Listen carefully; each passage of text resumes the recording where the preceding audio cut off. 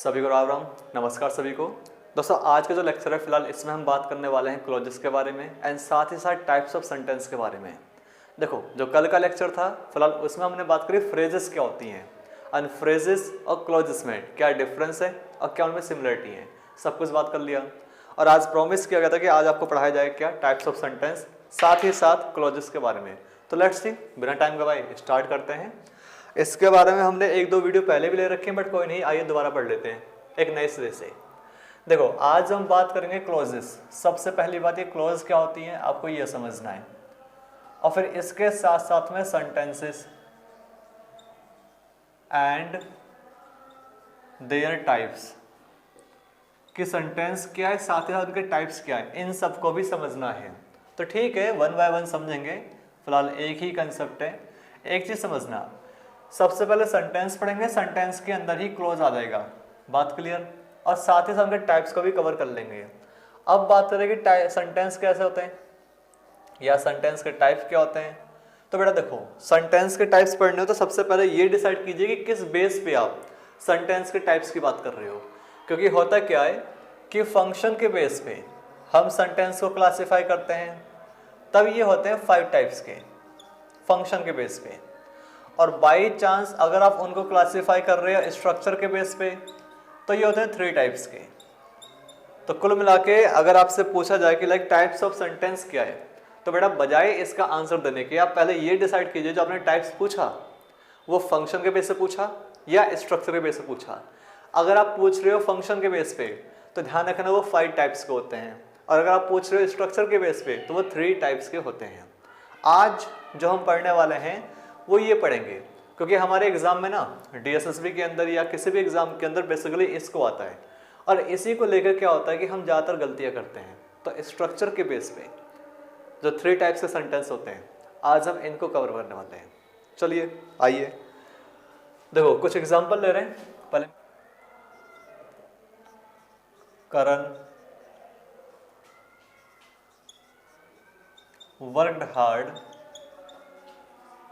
For this match, ये पहला sentence है। आपको करना है क्या, जब मैं 4-5 सेंटेंस लिख रहा हूं उनको कंपेयर करना आप कि दोनों में अंतर क्या है। Karan and Arjun worked hard for this match. Next आते हैं question C. Karan worked hard for this match and played well. लीजिए एक चौथा सेंटेंस और ले लेते हैं। Karan and Arjun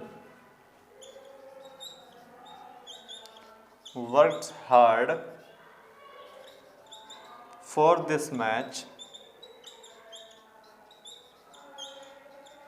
and played well.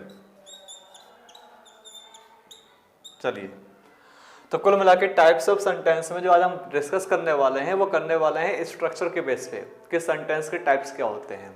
Basically आप सभी जानते होंगे कि इनके 3 टाइप्स होते हैं। 3 कौन कौन से, आइए यहाँ देखते हैं कि स्ट्रक्चर के बेस पे जो हमारे सेंटेंस के टाइप्स हैं 3 टाइप्स के होते हैं। सबसे पहला कहलाता है सिंपल सेंटेंस, जैसे हिंदी में बोलते हैं सरल वाक्य। दूसरा कहलाता है हमारा कंपाउंड सेंटेंस, जैसे हिंदी में बोलते हैं संयुक्त वाक्य। और तीसरा कहलाता है हमारा कॉम्प्लेक्स सेंटेंस, इसे हम बोलते हैं जटिल वाक्य। और ऐसा देखा गया है कि कई बार हमारे एग्जाम में क्वेश्चन आता है ना तो वो कॉम्प्लेक्स होता है ना वो कंपाउंड होता है, दोनों मिक्स हो जाता है। तो उसको भी पढ़ेंगे कि चौथा टाइप कौन सा है, इन्हें बोलते हैं जटिल सेंटेंस, जटिल वाक्य। तो 3 टाइप्स के होते हैं। एक बात क्लियर कर दो, फिलहाल ये टाइप्स जो है भी हैं, आपको जो भी दिक्कत होती है बेटा उसको बेहतर तरीके से समझने के लिए उससे पहले आपको एक बात पता होनी चाहिए, क्लोज क्या होती है। तो देखो साथ ही साथ पहले क्लोज को भी निपटा लेते हैं। क्लोज की डेफिनेशन कल पढ़ी थी हमने, इट इज अ ग्रुप, ये ग्रुप होता है ऑफ वर्ड्स, किसका, शब्दों का, विच हैज इट्स ऑन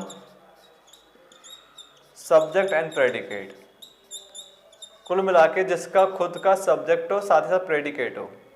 तो क्लोज का मतलब जानते हो, क्लोज का मतलब एक ऐसा ग्रुप शब्दों का जिसके अंदर खुद का सब्जेक्ट उसका हो और खुद का प्रेडिकेट हो, कुल मिला के वहां पे सब्जेक्ट मिल जाए और साथ ही साथ उस सब्जेक्ट के लिए वर्ब मिल जाए, वो कहलाती है क्लोज। इतनी बात समझ में आ गई। अब पहले सेंटेंस पे आते हैं। हम जानते भाई करण तो हमारा सब्जेक्ट हो गया और इसका प्रेडिकेट कहाँ है बेटा, यहां से लेके यहां तक है, ये पूरा प्रेडिकेट है। अब ये शायद आज से 2 या 3 वीडियो पहले हम डिस्कस कर चुके हैं सब्जेक्ट वाले में। सब्जेक्ट करण है, ये उसका प्रेडिकेट है। अगर सब्जेक्ट प्लस में प्रेडिकेट, हमें क्या चाहिए, क्लोज। क्लोज का मतलब जिसमें खुद का सब्जेक्ट हो प्रेडिकेट हो और ग्रुप हो।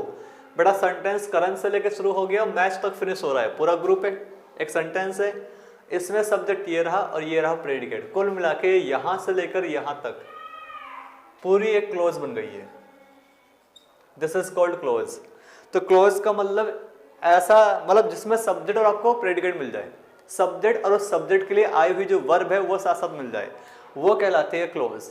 फ्रेज में क्या होता है कि वहां पे सब्जेक्ट नहीं होता और ना ही वर्ब होती है, जिसको आप कल अच्छे तरह समझ चुके हो।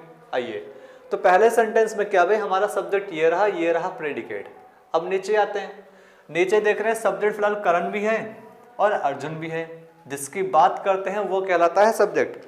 ऊपर बात तो करण की हो रही है कि करण ने बहुत मेहनत करी इस मैच के लिए, नीचे बात करण की नहीं हो रही, ना ही अर्जुन की हो रही है, बल्कि दोनों की हो रही है कि करण और अर्जुन दोनों ने मेहनत करी इस मैच के लिए, तो दोनों ने मिलकर ये काम कराए। बेटा ये तो प्रेडिकेट हो गया, ये ठीक, ये सब्जेक्ट हो गया। लेकिन जो सब्जेक्ट हमारा है उसको हम जोड़ रहे हैं किससे, एंड की मदद से। और ये पहले भी हम डिस्कस कर चुके कई बार कि एंड क्या होता है, एंड हमारा कंजंक्शन होता है। और कैसा कंजंक्शन है, इसको यहां देख लीजिए, एंड कहलाता है cumulative conjunction, CUMMULATIVA, cumulative conjunction होता है। बेटा करता क्या है, एंड जिस भी चीज को कनेक्ट करेगा उस चीज को वो कंपाउंड बना देगा। ये समझना कि एंड जहां भी आएगा, जिस भी चीज को जोड़ेगा वो चीज हमेशा कंपाउंड बन जाएगी। आइए, और एंड है कि क्यूमुलेटिव कंजंक्शन होता है, चीजों को कंपाउंड करता है। कंपाउंड का मतलब जोड़ना, दो को मिलाकर एक कर देना। अब देख रहे हैं ऊपर वाले सेंटेंस में बेटा जो करण है वो अकेलौता सब्जेक्ट है, अकेला सब्जेक्ट है, और उसके लिए प्रेडिकेट केवल एक ही वर्ब आ रही है, ठीक है। अब नीचे सेंटेंस में क्या, करण अलग है अर्जुन अलग है, दोनों को मिला के बात हो रही है। तो बेटा इस पूरे सेंटेंस का ये तो प्रेडिकेट है, और सब्जेक्ट कहां से कहां तक है, सब्जेक्ट यहां से लेकर यहां तक है, क्योंकि बात तो दोनों की हो रही है। लेकिन इस सब्जेक्ट के अंदर एक इंसान नहीं है, दो इंसान है, जिसको हमने जोड़ा किसके, एंड के माध्यम से। एंड करता क्या है, बनाता है कंपाउंड, तो ये कहलाएगा कंपाउंड सब्जेक्ट। फिर बोला हूं कंपाउंड सेंटेंस नहीं है, यहां बेटा केवल कंपाउंड सब्जेक्ट है, क्योंकि एंड ने जोड़ा तो सब्जेक्ट को बना दिया कंपाउंड, और ये हो गया कंपाउंड सब्जेक्ट।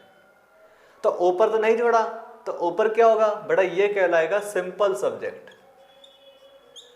तो पहले सेंटेंस में जो हमारा करण है वो है सिंपल सब्जेक्ट, सिंगल एक इंसान। नीचे वाले सेंटेंस में हमारा कंपाउंड सब्जेक्ट है, क्योंकि दो इंसान मिल रहे हैं। ठीक इसी प्रकार जो worked hard for this match है, ये प्रेडिकेट कितना, एक ही है। अगर ये प्रेडिकेट एक है बेटा, तो ये सिंपल प्रेडिकेट कहलाएगा। तो जहां पे जो चीज एक, वो सिंपल कहलाएगा।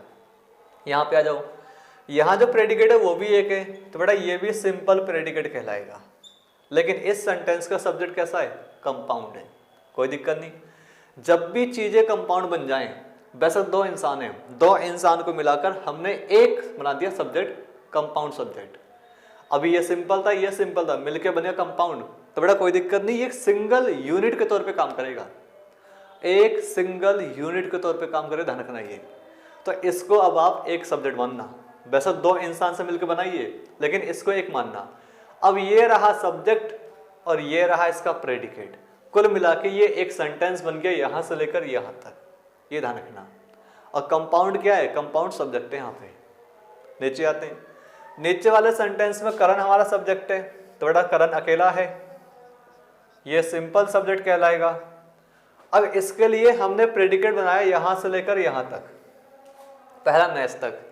बेटा एक प्रेडिकेट तो ये रहा, फिर दूसरा ये रहा प्लेड वेल, क्योंकि ये भी वर्ब है आपकी और साथ ही साथ वर्ब भी वर्ब है आपकी। अब प्रेडिकेट की शुरुआत किससे होती है, वर्ब से होती है। यहां हमने दो एक्शन मीन्स दो वर्ब का यूज करा है, दोनों वर्ब का सब्जेक्ट कौन है, करण है। करण तो सिंपल सब्जेक्ट हो गया, लेकिन जो वर्ब यूज करी हमने, एक प्रेडिकेट ये रहा, एक प्रेडिकेट ये रहा, दोनों को जोड़ा एंड के माध्यम से। एंड करता क्या है, कंपाउंड बनाता है। तो ये करण सब्जेक्ट हो गया, और करण के लिए जो प्रेडिकेट है बेटा वो यहां से लेकर वर्क से लेकर पूरा प्लेड वेल तक है, यहां तक है। हाँ, ये पूरा एक यूनिट बन गई किसकी, प्रेडिकेट की, कि ठीक है दो प्रेडिकेट है लेकिन दो को जोड़ दिया एंड के माध्यम से, और जोड़ने से ये बन गया कैसा, कंपाउंड प्रेडिकेट। कैसा बन गया, कंपाउंड प्रेडिकेट, कंपाउंड प्रेडिकेट। बात समझाई। तो इसका सब्जेक्ट सिंपल है लेकिन प्रेडिकेट कैसा है, कंपाउंड है।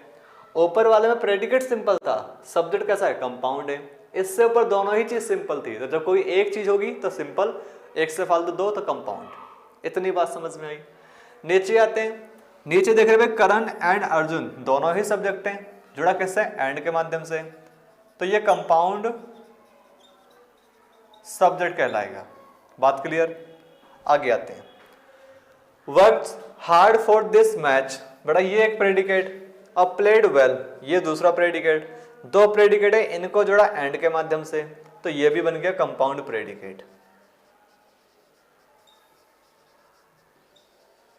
ये छोटी छोटी बातें हैं, आपको पहले ही सिखाया जा रहा ताकि बेहतर तरीके से समझो इस चीज को आप, कि एंड हमारा कंजंक्शन है, चीजों को बनाता है कंपाउंड। अब ये देखना पड़ेगा सेंटेंस अब किस कंटेक्स्ट में आपने एंड को यूज करा है, कि कंपाउंड तो बना रहा है, बड़ा कंपाउंड किस चीज को बना रहा है, सब्जेक्ट को, प्रेडिकेट को, या सेंटेंस को।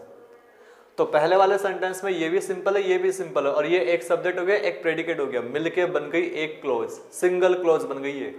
कि क्लोज का मतलब वहां पर उसका सब्जेक्ट होगा, उसका प्रेडिकेट होगा, ये रहा प्रेडिकेट, ये रहा सब्जेक्ट, ये पूरा मिलकर यहां से लेकर यहां तक क्या बन गया, सिंपल एक क्लोज बन गई है।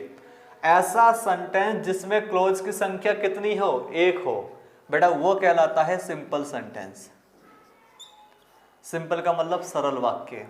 फिर बोल रहा हूं, ऐसा सेंटेंस जिसमें क्लोज की संख्या कितनी हो, एक हो, वो कहलाएगा सिंपल वाक्य, मतलब सिंपल सेंटेंस, सरल वाक्य। तो जो था ना ये सिंपल सेंटेंस, इसमें क्लोज की संख्या कितनी होती है, तो क्लोज केवल एक ही होगी, एक क्लोज होगी।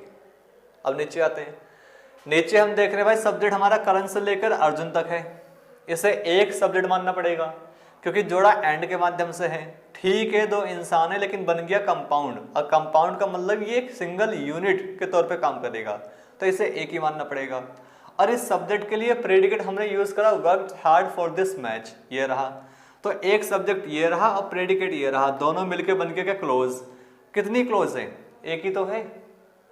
ठीक है दो सब्जेक्ट हैं लेकिन दोनों मिलके से एक मानना, और एक प्रेडिकेट, एक सब्जेक्ट प्लस में एक प्रेडिकेट, ये तो यही वाली बात हो गई, एक सब्जेक्ट एक उसका प्रेडिकेट, एक ही तो हुआ। तो बेटा ये सेंटेंस भी सिंपल है, सरल वाक्य। दूसरा सेंटेंस भी सिंपल है। फिर बोल रहा हूं ध्यान से सुनना। होता क्या कि हमारे डीएसएसबी एग्जाम में कई बार क्वेश्चन आया हुआ है, साथ ही साथ यूपी टेट के अंदर कई बार क्वेश्चन आया हुआ है, और हम गलती कर जाते हैं।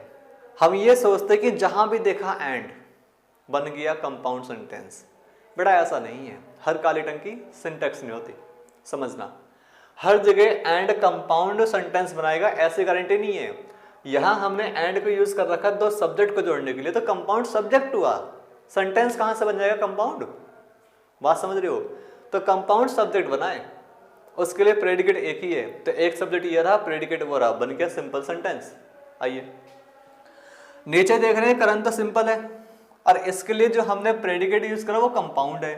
अब कंपाउंड कोई भी चीज हो लेकिन सिंगल यूनिट बन जाएगी, तो बेटा यहां जो हमने एंड यूज कर रखा है उसके माध्यम से प्रेडिकेट को जोड़ रहे हैं, ना कि सेंटेंस को।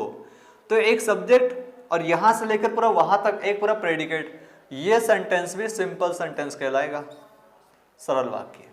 दोनों सरल वाक्य हैं। तो जब भी चीजें कंपाउंड बनेगी उसको एक सिंगल यूनिट मानना। चौथे पे आते हैं, करण एंड अर्जुन दो इंसान है, एंड से जोड़ा, कंपाउंड हो गया, कंपाउंड सब्जेक्ट हो गया, तो सब्जेक्ट कितना है, एक मानोगे इसको आप। आगे आते हैं, जो हमने प्रेडिकेट यूज कर रखा है बेटा उसको भी हमने एंड के माध्यम से जोड़ रखा है, तो ये दो तो बेशक हैं लेकिन मिलके बन गया कंपाउंड, कंपाउंड प्रेडिकेट, इसको भी एक मानना पड़ेगा। अब एक सब्जेक्ट एक प्रेडिकेट, ये भी क्या हो गया, सिंपल सेंटेंस, सरल वाक्य। तो कुल मिला के जो अभी चारों एग्जाम्पल आपके सामने हैं बोर्ड पर, ध्यान रखना ये सरल वाक्य हैं। हिंदी में बोलते हैं सरल वाक्य, इंग्लिश में सिंपल सेंटेंस। अब ऐसा हम किताबों में पढ़ लेते हैं या कहीं सुन लेते हैं और उसको ही 100% मान के बैठ जाते हैं कि जहां भी देखा एंड वो आपका कंपाउंड सेंटेंस बन जाएगा। बेटा इनमें से कोई सा भी सेंटेंस कंपाउंड नहीं है। हाँ, सब्जेक्ट कंपाउंड है, प्रेडिकेट कंपाउंड है, सेंटेंस कंपाउंड नहीं है। एक एग्जांपल और देखो और फिर कंपेयर करना, दिखाई दे रहा है ना आपको। चलिए बढ़िया, दो क्या है, मैं यहां लिखता हूं, थोड़ा वैसे मिट हो रहा हूं। नेक्स्ट एग्जांपल, करण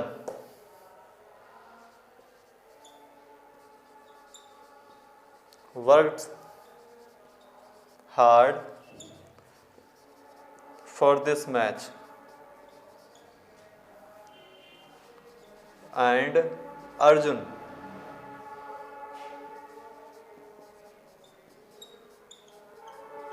played well।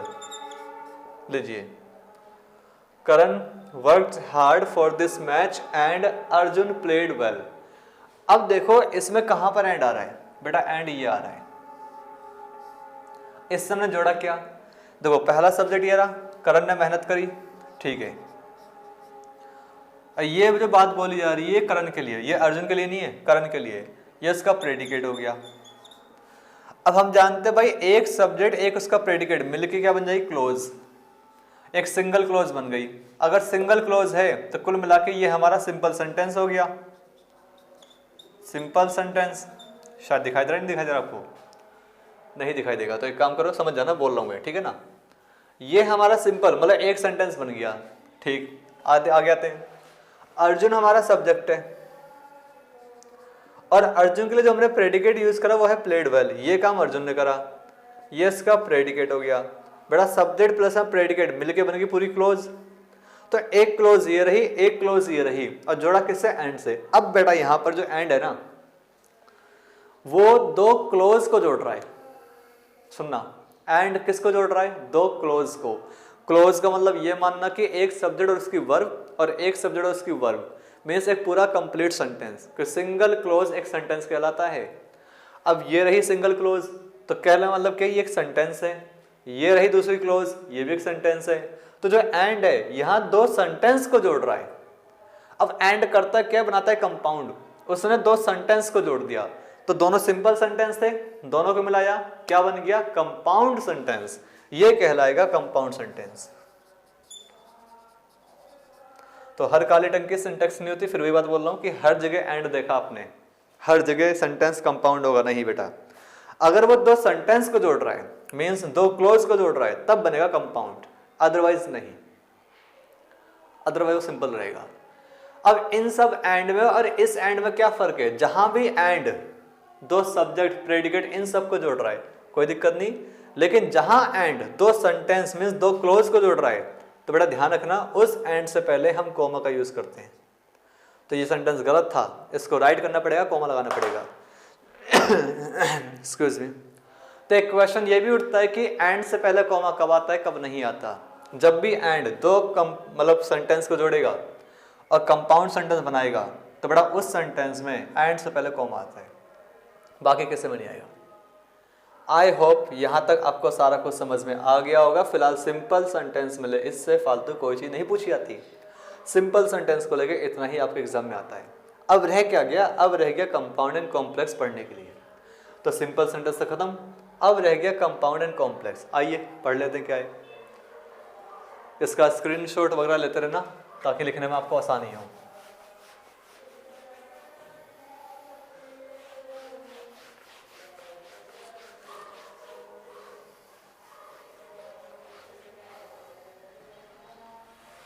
चलिए, तो कुल मिला के सिंपल सेंटेंस फिनिश कर लिया हमने, इसमें कुछ खास नहीं था। अब रह गया कंपाउंड एंड कॉम्प्लेक्स, इनको दोबारा लिखूंगा, उससे पहले जरा 2-3 एग्जांपल देखते हैं। देखो एक सेंटेंस देखो, question F, Karan,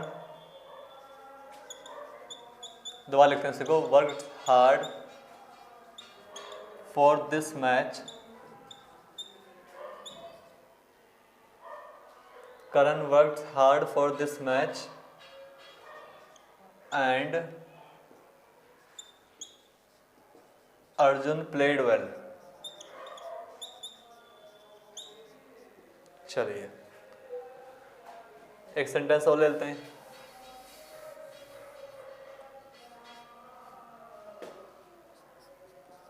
if Karan works hard, he will win the match।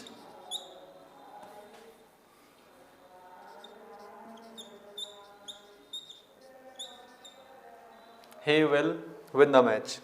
If Karan works hard, he will win the match। अब बेटा ये चीज समझना, इससे पहले चीज समझो, जो हमारा कंपाउंड सेंटेंस है ना, कंपाउंड, बेटा कंपाउंड सेंटेंस में होता क्या है, जो हमारी क्लोज होगी वो क्लोज कितनी होंगी, क्लोज की संख्या 2 होगी। तो एक क्लोज पहली और एक दूसरी क्लोज, मतलब कंपाउंड सेंटेंस में क्लोज की संख्या कितनी होगी, 2 होगी। क्योंकि सिंगल क्लोज होगी तो बेटा वो सिंपल सेंटेंस कहलाएगा, लेकिन कंपाउंड में क्लोज की संख्या 2 होती है। अब बात करें कॉम्प्लेक्स सेंटेंस, तो बेटा कॉम्प्लेक्स सेंटेंस के अंदर भी क्लोज की संख्या कितनी होगी, 2 होगी। तो ये बात तो क्लियर है कि अगर कहीं पर कंपाउंड या कॉम्प्लेक्स सेंटेंस आएगा तो वहां क्लोजेस की संख्या कितनी होगी, 2 होगी। चलो ये बात क्लियर है। अब इसमें पहली क्लोज तो ये रही यहां से लेकर यहां तक, और दूसरी क्लोज ये रही यहां से लेकर यहां तक। इसमें पहली क्लोज तो ये रही यहां से लेकर यहां तक, और दूसरी क्लोज ये रही यहां से लेकर यहां तक। तो कुल मिला के कंपाउंड एंड कॉम्प्लेक्स सेंटेंसेस के अंदर क्लोजेस की संख्या 2 होती है। अब ये आप कैसे आइडेंटिफाई करोगे कि दिया गया सेंटेंस कॉम्प्लेक्स या कंपाउंड है, क्योंकि दोनों के अंदर 2 क्लोजेस होंगी। तो बेटा ये डिफरेंस बताएगा कंजंक्शन, आपको कंजंक्शन के बेस पे आप आइडेंटिफाई कर लोगे।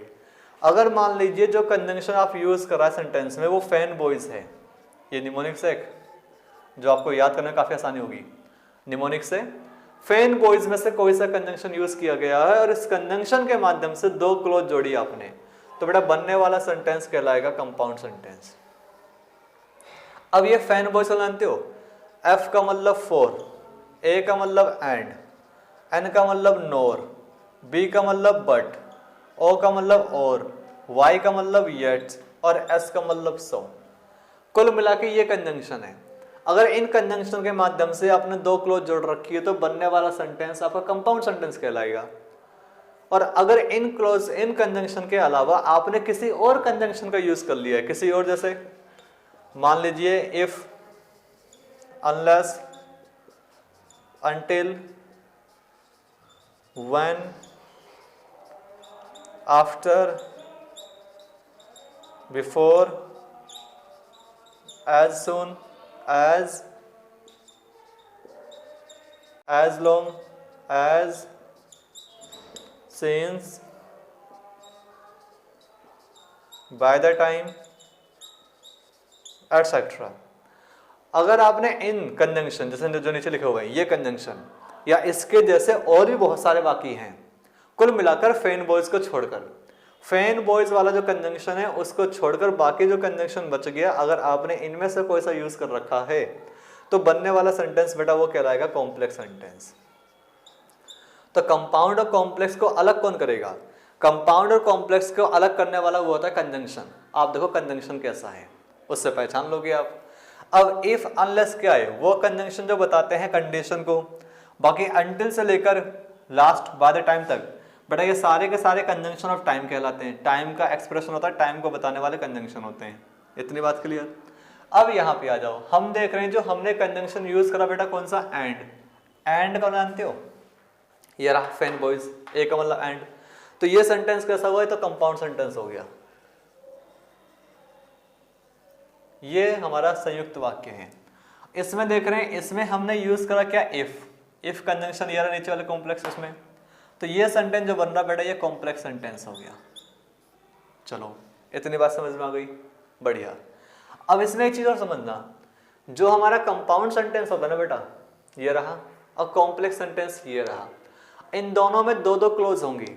तो बात कर लेते हैं टाइप्स ऑफ क्लोज, जो बात की ना उसी बात कर लेते हैं। अगर दो क्लोज हैं तो इन क्लोजेस को अलग अलग नाम दिया गया है। पहली बात, यहां भी कंजंक्शन आएगा, यहां भी कंजंक्शन आएगा। आप इनमें से वो क्लोज ढूंढो जिसमें कंजंक्शन नहीं लगा हुआ। अगर कंजंक्शन शुरू में आ रहा है तो बेटा ये कंजंक्शन लगा है इस पार्ट में, अगर कंजंक्शन बीच में आ रहा है तो ये कंजंक्शन लगा बाद वाले पार्ट में। कुल मिला के जिस पार्ट में कंजंक्शन लगा होगा ठीक उसी पार्ट से पहले कंजंक्शन लिखा आएगा। ये कंजंक्शन इस पार्ट में है, इस वाली क्लोज के अंदर है, इससे पहले आ रहा है। वो कंजंक्शन बाद वाली क्लोज में है, उससे पहले आ रहा है। अब जो पार्ट बच गया वो ये रहा, और यहां पर ये रहा। बेटा जो पार्ट बच गया उसको हम बोलते हैं मेन क्लोज, या कई किताबों में इसको मेन क्लोज ना बोल के बोला गया है प्रिंसिपल क्लोज। तो बात है कि ये चाहे प्रिंसिपल क्लोज हो चाहे मेन क्लोज हो, कुल मिला के बिना कंजंक्शन वाली क्लोज जो होगी वो कहलाएगी मेन क्लोज या प्रिंसिपल क्लोज। ऊपर तो वो रही, नीचे कौन सी है, नीचे ये रही मेन क्लोज।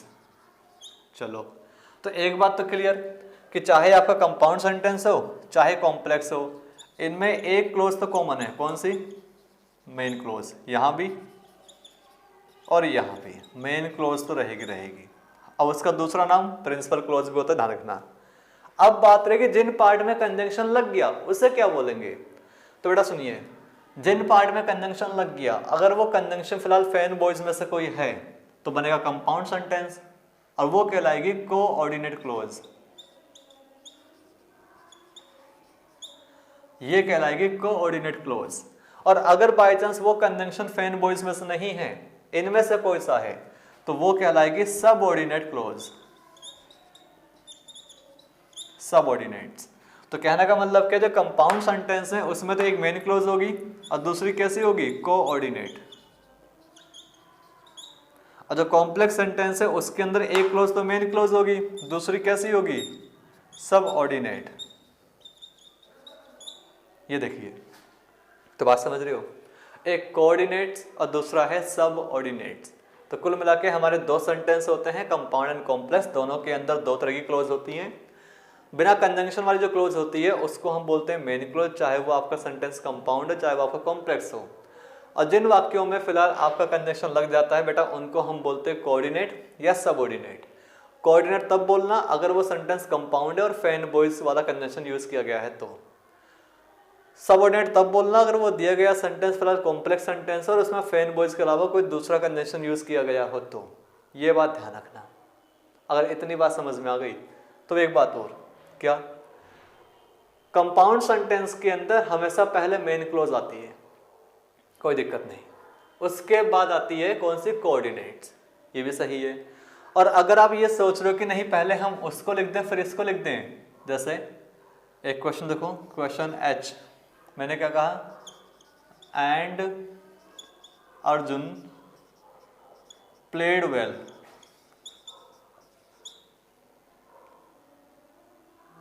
करण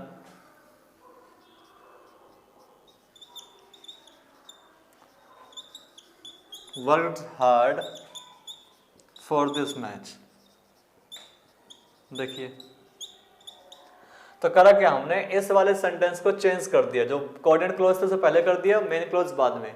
तो बेटा ऐसा पॉसिबल नहीं है, ये बदतमीजी कहलाएगी। फिलहाल कंपाउंड सेंटेंस में ध्यान रखना सबसे शुरू में मेन क्लोज आती है, उसको लिखने का सही तरीका वही है कि मेन क्लोज शुरू में लिखिए, कोऑर्डिनेट क्लोज मत लगाइए शुरू में, वो लास्ट में ही रहती है। तो इसको इस तरीके से नहीं लिख सकते आप, बात समझे, ये गलत हो गया। लेकिन अगर आपका सेंटेंस कॉम्प्लेक्स सेंटेंस है तो उसमें आप क्लोज को चेंज कर सकते हो, उसमें आगे पीछे कर सकते हो। तो इसका मतलब ये जो सेंटेंस है इसको लिखने का एक तरीका और भी है, क्वेश्चन आए क्या, देखो, he will win the match if he if करण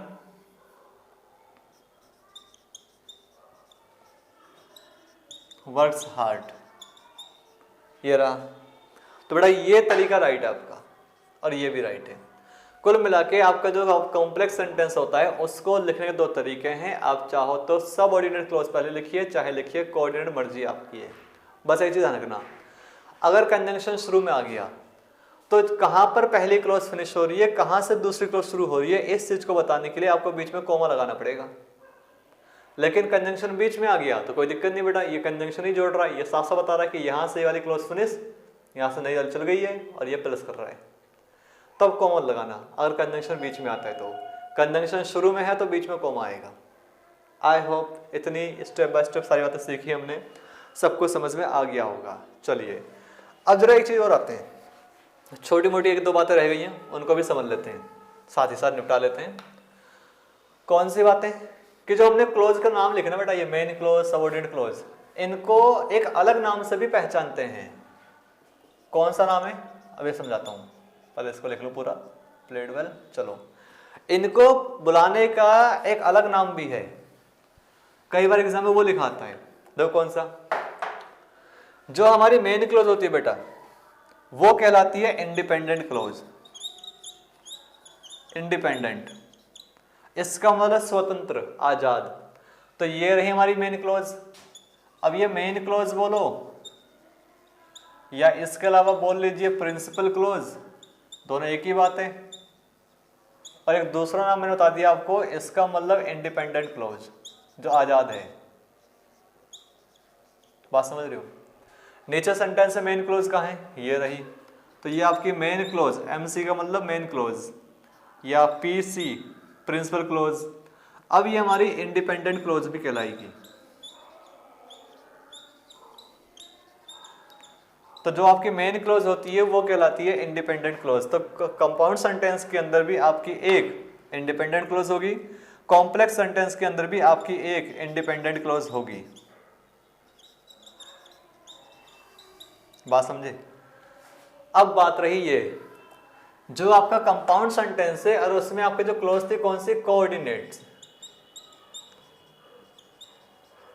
बेटा ये भी आपके इंडिपेंडेंट होती है, तो कोऑर्डिनेट क्लोज को भी इंडिपेंडेंट क्लोज बोलते हैं। कहां, ये रही। तो ये भी आपकी इंडिपेंडेंट क्लोज कहलाएगी। तो यहां से इसे समझना कि कंपाउंड सेंटेंस के अंदर कई बार क्वेश्चन ऐसा आता है, कंपाउंड सेंटेंस के अंदर एक आपको मेन क्लोज मिलेगी और एक आपको मिलेगी कोऑर्डिनेट्स। कंपाउंड सेंटेंस के अंदर दोनों क्लोजेस कैसी होती है, इंडिपेंडेंट होती है, ये भी और ये भी। अब ये इंडिपेंडेंट लिख क्यों रहा हूं बताऊंगा, अभी समझाऊंगा, 2 मिनट रुकिए। लेकिन आते हैं कॉम्प्लेक्स सेंटेंस में। कॉम्प्लेक्स सेंटेंस के अंदर एक आपकी मेन क्लोज होगी और एक होगी सबऑर्डिनेट्स। सबऑर्डिनेट क्लोज को बेटा हम बोलते हैं डिपेंडेंट क्लोज, ये डिपेंडेंट होती है। अब ये दुनिया में कोई चीज सिंगल तो है नहीं, अगर इंडिपेंडेंट है तो डिपेंडेंट भी होगी। तो ये रही, ये कहलाएगी आपकी सबऑर्डिनेट क्लोज। अब यही कहलाएगी डिपेंडेंट क्लोज। अब ये इंडिपेंडेंट डिपेंडेंट का मतलब क्या समझना बेटा, डिपेंडेंट का मतलब और इंडिपेंडेंट में डिफरेंस वही है जो एक आजाद और गुलाम में है। इंडिपेंडेंट का मतलब वो चीज आजाद है, फ्री है, उसकी प्रॉपर सेंस है, कंप्लीट मीनिंग है। आप चाहो तो सेंटेंस को वहीं पर फिनिश कर सकते हो, सेंटेंस राइट हो जाएगा। इंडिपेंडेंट का मतलब ये है कि वो किसी दूसरी चीज पे डिपेंड नहीं है, अपने आप में खुद में कंप्लीट मीनिंग रखती है वो। आइए, अगर मान लो मैं इतना बोलूं, Karan worked hard for this match, तो सेंटेंस राइट मानोगे नहीं मानोगे? ऑब्वियसली सेंटेंस राइट है, इसकी पूरी प्रॉपर मीनिंग है, कंप्लीट मीनिंग है कि करण ने इस मैच के लिए मेहनत की थी। बस फर्क ये पड़ेगा कि अब इसको आपको एक क्लॉज मानना पड़ेगा, सब्जेक्ट वो रहा, प्रेडिकेट ये रहा, और ये सिंपल सेंटेंस बन जाएगा। ठीक उसी प्रकार अर्जुन प्लेड वेल, अर्जुन बढ़िया खेला, अगर इतनी बात बोली जाए तो ये भी राइट है, एक क्लोज कहलाएगी, सिंपल सेंटेंस है, इंडिपेंडेंट, वो भी इंडिपेंडेंट है, पूरी कंप्लीट मीनिंग है। लेकिन यहां पे आ जाओ बेटा, मैं कह रहा हूं he will win the match, वो मैच जीत जाएगा। अगर ये बात इतनी बोली जाए तो राइट है, आप केवल इतना लिख सकते हो सेंटेंस में, बिल्कुल सही है। ये पूरी प्रॉपर मीनिंग रखता, अपने आप में कंप्लीट मीनिंग रखता है, किसी और भी डिपेंड नहीं है, इसलिए इंडिपेंडेंट है। तो तीनों इंडिपेंडेंट होगी। लेकिन ये डिपेंडेंट है। अब ये समझना डिपेंडेंट का मतलब क्या है। डिपेंडेंट का मतलब किसी भी और पे डिपेंड होना। तो मीन्स इस क्लॉज की प्रॉपर मीनिंग नहीं होगी, ये कंप्लीट सेंस नहीं रखती होगी, ये डिपेंडेंट क्लॉज है। तो अपनी मीनिंग को कंप्लीट करने के लिए किसी दूसरी क्लॉज पे डिपेंड होगी ये। देखो किस पे, अगर क्या मैं सेंटेंस को केवल इतना बोल के छोड़ सकता हूं, देखिए आप, if Karan works hard, Hindi, अगर करण मेहनत करेगा, तो क्या इतनी बात मतलब बोलकर छोड़ सकते हो आप? बेटा नहीं। कैसे नहीं? आप कह रहे हो कि अगर करण मेहनत करेगा तो क्या। अब यहां पर तो क्या की मीनिंग अधूरी है, मीन्स बात अधूरी है। आपको बताना पड़ेगा अगर करण मेहनत करेगा तो क्या, वो लिखना पड़ेगा। तो बेटा तो क्या का आंसर ये रहा, अगर करण मेहनत करेगा तो वो मैच जीत जाएगा, ये रहा। तो ये पूरा सेंटेंस, इस क्लॉज की कोई मीनिंग नहीं है, ये डिपेंड है इस पर। अब तो क्या का आंसर तो लिखना ही है, कुछ तो लिखो। तो ये जो डिपेंडेंट क्लॉज है बेटा, ये डिपेंड है किस पे? मेन क्लॉज पर, मीन्स इंडिपेंडेंट क्लॉज पे। इसकी कोई मीनिंग नहीं है, मीनिंग अधूरी रहेगी। इससे अपनी मीनिंग कंप्लीट करने के लिए इसका सहारा तो लेना पड़ेगा, इसकी हेल्प तो लेनी पड़ेगी। अब ये इस पे डिपेंड है, इसलिए बोलते हैं डिपेंडेंट क्लॉज। अब अगर ये सारी बात समझ में आ गई तो देखो आपके एग्जाम में इसको लेके कैसे एग्जाम में क्वेश्चन आता है। यहाँ तो सब कुछ सही है, सेंटेंस राइट है, और ये आपका कॉम्प्लेक्स सेंटेंस खत्म हो गया। Simple sentence, compound sentence, complex sentence, सब कुछ खत्म हो गया। टाइप्स ऑफ क्लोज क्या होती है समझा दिया मैंने आपको। मेन क्लोज, जिसको दूसरे नाम में प्रिंसिपल क्लोज बोलते हैं। फिर कोऑर्डिनेट एंड सबऑर्डिनेट, कुल मिला के 3 तरह की क्लोज हमारे पास होती है। एक मेन क्लोज, एक कोऑर्डिनेट और एक सबऑर्डिनेट। मेन क्लोज सभी सेंटेंसेस के अंदर होती है, चाहे सिंपल सेंटेंस हो, चाहे कॉम्प्लेक्स हो, चाहे कंपाउंड हो। लेकिन जो कोऑर्डिनेट है वो केवल कंपाउंड सेंटेंसेस में होती है, सबऑर्डिनेट केवल कॉम्प्लेक्स सेंटेंस में मिलती है। अब इनको पुकारने का एक नया नाम भी है, नया नहीं खैर दूसरा नाम है। जो मेन क्लॉज होती हैं और कोऑर्डिनेट्स, इनको हम बोलते हैं इंडिपेंडेंट क्लॉज, क्योंकि ये किसी और पे डिपेंड नहीं होती और अपनी में खुद में कंप्लीट मीनिंग रखती है। लेकिन जो सबऑर्डिनेट क्लॉज बेटा, ये कहलाती है डिपेंडेंट क्लॉज, क्योंकि ये मेन क्लॉज पे डिपेंड होती हैं अपनी मीनिंग कंप्लीट करने के लिए। तो इसका मतलब इनकी खुद की कंप्लीट मीनिंग नहीं होती। ये सारी बातें थी। एक हल्की सी बात और ऐड कर लेना, आपके एग्जाम में कई बार क्वेश्चन आता है कि किसी भी क्लॉज को अंडरलाइन कर देंगे, पूछेंगे कि ये एडजेक्टिव क्लॉज है, नाउन क्लॉज है या एडवर्ब क्लॉज है। तो बेटा ध्यान रखना, केवल और केवल सबऑर्डिनेट क्लॉज ही फंक्शन करती है एडजेक्टिव क्लॉज का, नाउन क्लॉज का और एडवर्ब क्लॉज का। तो अगर कहीं पर कोई क्लॉज अंडरलाइन की गई है और पूछा गया है कि ये एडजेक्टिव क्लॉज है या एडवर्ब है या फिर नाउन क्लॉज है, तो ध्यान रखना वो केवल सबऑर्डिनेट क्लॉज ही हो सकती है। कुल मिलाकर मेन क्लॉज कभी भी नाउन क्लॉज ये सब नहीं होती। सबऑर्डिनेट क्लॉज ही फंक्शन करती है किसका? एडजेक्टिव का, नाउन का और एडवर्ब का, जिसको हम कल लेंगे, इसको कल पढ़ेंगे डीपली, ठीक है ना। तो सबऑर्डिनेट क्लॉज ही फिलहाल काम करती है किसका? एडजेक्टिव क्लॉज का, नाउन क्लॉज का और एडवर्ब क्लॉज का। ये तीनों कभी काम नहीं करते। आई होप यहां तक सारा कुछ समझ में आ गया होगा। अब कई बार डायरेक्ट क्वेश्चन आता है इस क्लॉज को लेकर। अब क्या आता है, फिलहाल मैंने यहां तो कोई एरर दे नहीं रखा, सब कुछ राइट है। आओ मैं 3-4 सेंटेंस लिख रहा हूं आपके लिए, बताना इन सभी सेंटेंसेस में गलती क्या है।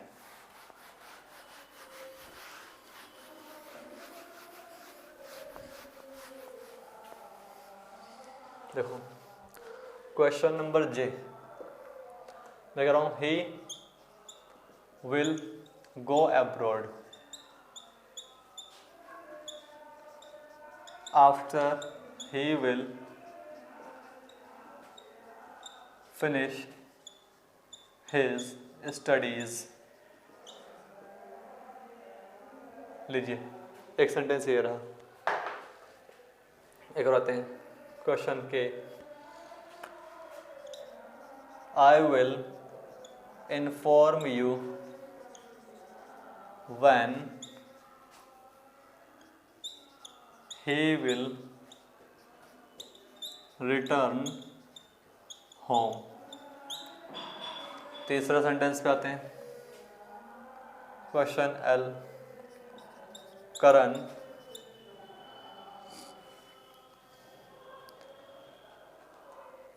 Can use my car as long as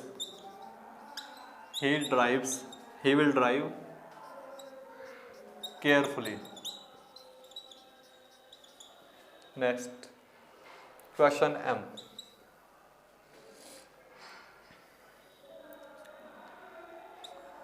I will have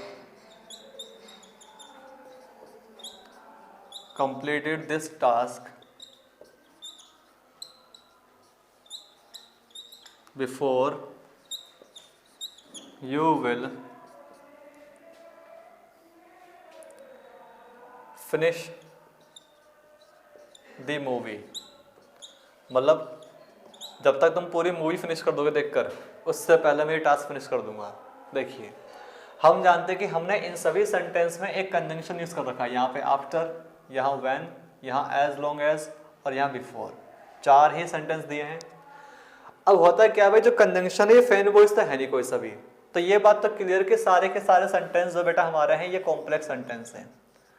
और अगर ये कॉम्प्लेक्स सेंटेंस है तो एक बात तो क्लियर कि जिस पार्ट में कंजंक्शन लग रहा है उसके बाद वाली जो क्लॉज है ये रही, ये हमारी कहलाएगी सबऑर्डिनेट। तो इसका मतलब कैसे होगी, डिपेंडेंट होगी। ये हमारी डिपेंडेंट क्लॉज कहलाएगी। अब यहाँ पर ये रही, यहाँ पर ये रही और यहाँ पर ये रही, तो मतलब इनकी मीनिंग कुछ नहीं है, ये डिपेंड है किस पे, मेन क्लोज पर। तो ये अपनी मीनिंग कंप्लीट करने के लिए डिपेंड है इस क्लोज पर, ये अपनी मीनिंग कंप्लीट करने के लिए डिपेंड है इस क्लोज पर। उसी प्रकार ये वाली क्लोज भी डिपेंड है इस क्लोज पर और ये वाली भी इस पर। बात समझ रहे हो? अब एक चीज आइए, मैं कह रहा हूं भाई अपनी पढ़ाई पूरी करने के बाद, अगर ये बात क्लियर नहीं बोलूं कि वह अपनी पढ़ाई पूरी करने के बाद, तो क्या लगाना पड़ेगा, तो वो अब्रॉड जाएगा। यह है आंसर। अब ये क्लोज इस पे डिपेंड है, मेन क्लोज। मेन क्लोज ये रही। जब मेन क्लोज पहले से ही फ्यूचर में है तो बेटा इसको दोबारा फ्यूचर बनाने की जरूरत नहीं है, क्योंकि ये डिपेंड है उस पर। बाय डिफॉल्ट इसकी सेंस फ्यूचर निकलेगी। सुनना कि सबऑर्डिनेट क्लॉज के अंदर आप फ्यूचर टेंस का यूज नहीं करोगे। फ्यूचर टेंस को बताने के लिए और भी तरीके हैं, उनका यूज कीजिए, लेकिन विल शैल का यूज नहीं करोगे, क्योंकि ये डिपेंड है मेन क्लॉज पर। तो इनकी कोई प्रॉपर कंप्लीट सेंस नहीं है, इसलिए इनके लिए प्रॉपर कंप्लीट ग्रामर यूज नहीं करनी। जो ग्रामर का फंक्शन होगा वो उस क्लॉज से संबंधित होगा।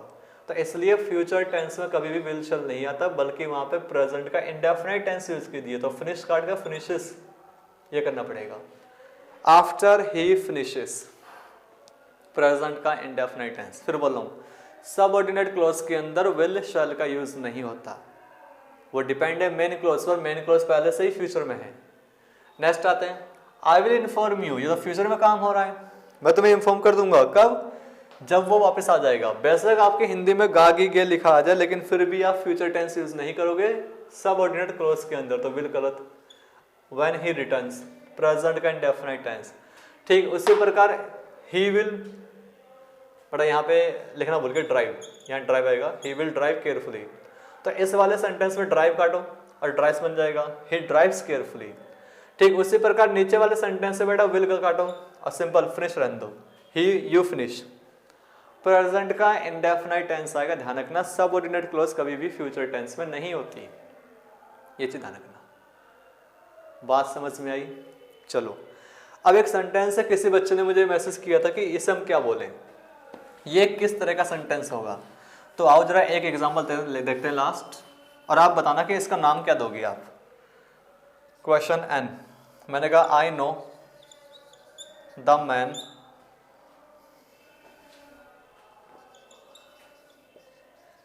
who is standing there. I know the man who is standing there, but he does not know me. लीजिए, इस सेंटेंस का नाम क्या दोगे? फिलहाल सिंपल तो है नहीं, अब इसे कॉम्प्लेक्स माने या कंपाउंड माने। देखो एक सब्जेक्ट ये हो गया और नो द मैन, ये पूरी क्लोज हो गई।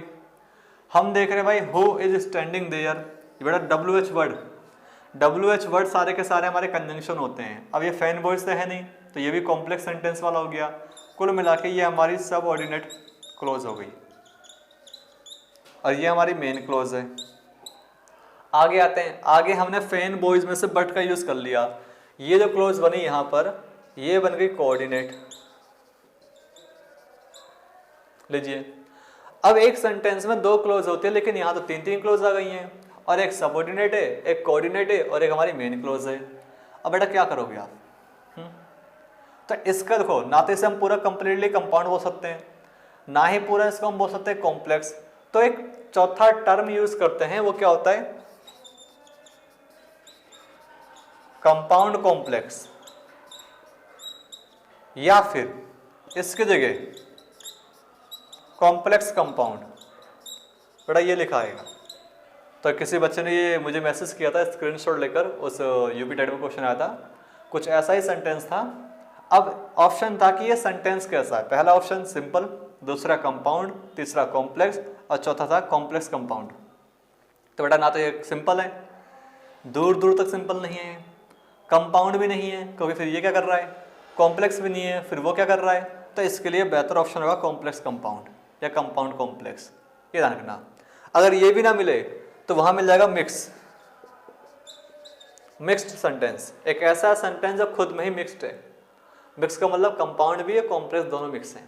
तो इनमें से कोई ना कोई सा ऑप्शन होगा, देख लेना आप। I hope types of sentences के अंदर हमने काफ़ी अच्छे तरीके से सिंपल, कंपाउंड, कॉम्प्लेक्स इन सबको समझ लिया। मुझे नहीं लगता कोई डाउट होगा। बेटा फिर भी कोई डाउट तो एक काम करना, हमारे चैनल पे पहले से ही 2 वीडियो पड़ी हुई हैं टाइप्स ऑफ सेंटेंस को लेकर, आप उनको भी देखो।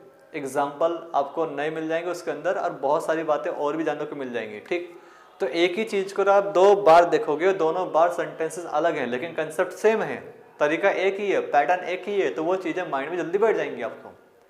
फिर भी कोई डाउट तो कमेंट करना इस वीडियो कमेंट सेक्शन में या व्हाट्सअप के अंदर। अब फिर बोल रहा हूँ, जो लोग फिलहाल अभी व्हाट्सअप में नहीं जुड़े हुए हैं, बेटा व्हाट्सअप ग्रुप हमारा फुल होने वाला है, उसके बाद फिर आपको जगह नहीं मिलेगी। तो पहले ही आप मतलब डिस्क्रिप्शन में लिंक है, कमेंट की उस पर क्लिक कीजिए और व्हाट्सअप ग्रुप पे जुड़ जाइए। और कल मीन्स सैटरडे, हाँ कल सैटरडे है, कल आपकी ट्रांसलेशन की पहली क्लास होगी, सभी मिलना उसमें लाइव, ठीक है ना। चलिए फिर मिलते हैं आपसे, आज की वीडियो बस इतना ही, मिलते हैं आपसे कल, बाय।